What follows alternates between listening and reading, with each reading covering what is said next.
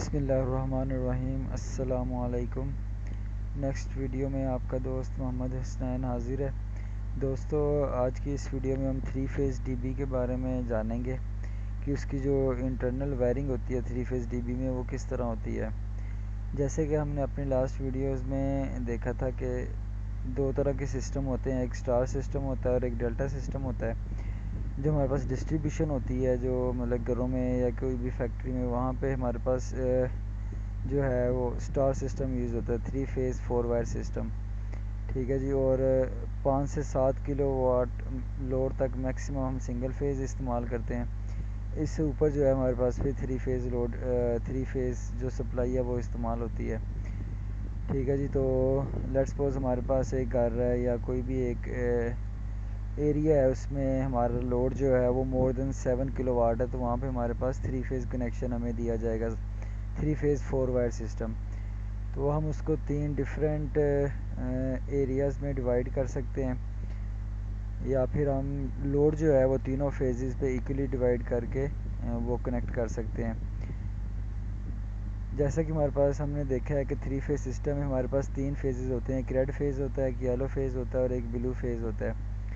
ठीक है जी। तो इस तरह आप या तो अगर आपकी बिल्डिंग में 3 फ्लोर्स हैं तो हम हर फ्लोर पे एक एक फेज़ जो है वो यूटिलाइज़ कर सकते हैं, जो एक या फिर कोई एक एरिया है वहाँ पे हम एरिया को 3 हिस्सों में डिवाइड करके उस तरह पहले एरिया का लोड जो है वो रेड फेज़ पे, दूसरे का येलो पे और तीसरे का ब्लू पे भी कर सकते हैं, या फिर हम मिक्स भी डाल सकते हैं तीनों फेजेस पे इक्वली लोड बैलेंस करके।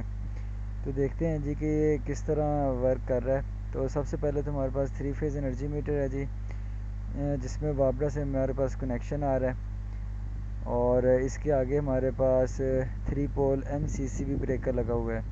MCCB ब्रेकर क्या होता है जी? Moulded case circuit breaker. ये ब्रेकर हम यूज़ करते हैं 100 एम्पेयर से लेके 1000 एम्पेयर तक। अगर हमारे पास लोड जो है वो 100 एम्पेयर से लेके 1000 एम्पेयर तक है तो हम इस यहाँ पे MCCB ब्रेकर यूज़ करते हैं।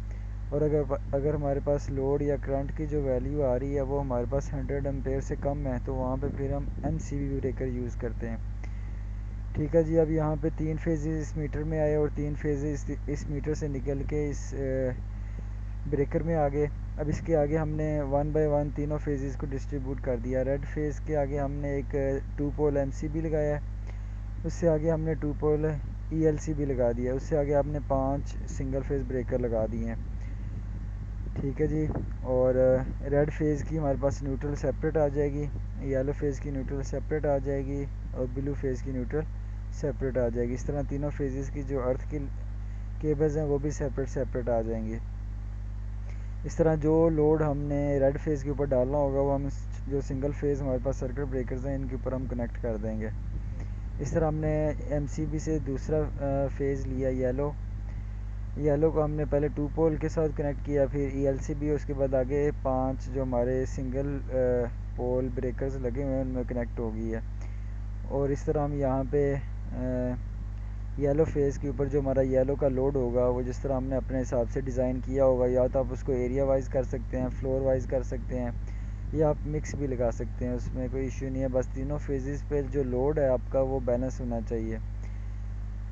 ठीक है जी। एक हमारे पास जो मीटर से न्यूट्रल निकल रही है वो हमने कनेक्ट किया एक मेन न्यूट्रल लिंक पे, उससे आगे 3 हमारी न्यूट्रलें निकल रही हैं, एक रेड फेज़ के लिए, एक येलो फेज़ के लिए और एक ब्लू फेज़ के लिए।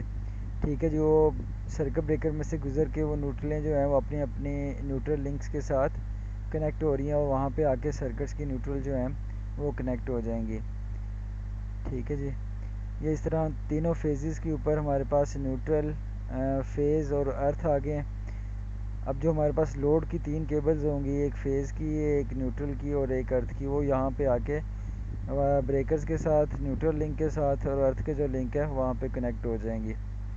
ठीक है जी। ये हमारे पास एक सिंपल 3 फेज़ डीबी है जिसमें हमने सिंगल फेज़ लोड इस्तेमाल किया हुआ है। अगर यहाँ पे हमारे पास 3 फेज़ लोड होता या कोई 3 फेज़ मोटर होती वहाँ पे फिर हम 3 फेज़ ब्रेकर इस्तेमाल करते, लेकिन यहाँ पे भी हमारे पास सिंगल फेज़ लोड है तो हमने सिंगल फेज़ के हिसाब से उसकी देखा है कि ये किस तरह मतलब कि वर्क कर रहा है। मुझे उम्मीद है आपको समझ आई होगी। मज़ीद कोई क्वेश्चन हो तो आप कमेंट सेक्शन में ज़रूर पूछ सकते हैं। मुझे इजाज़त दीजिए। अल्लाह हाफिज़।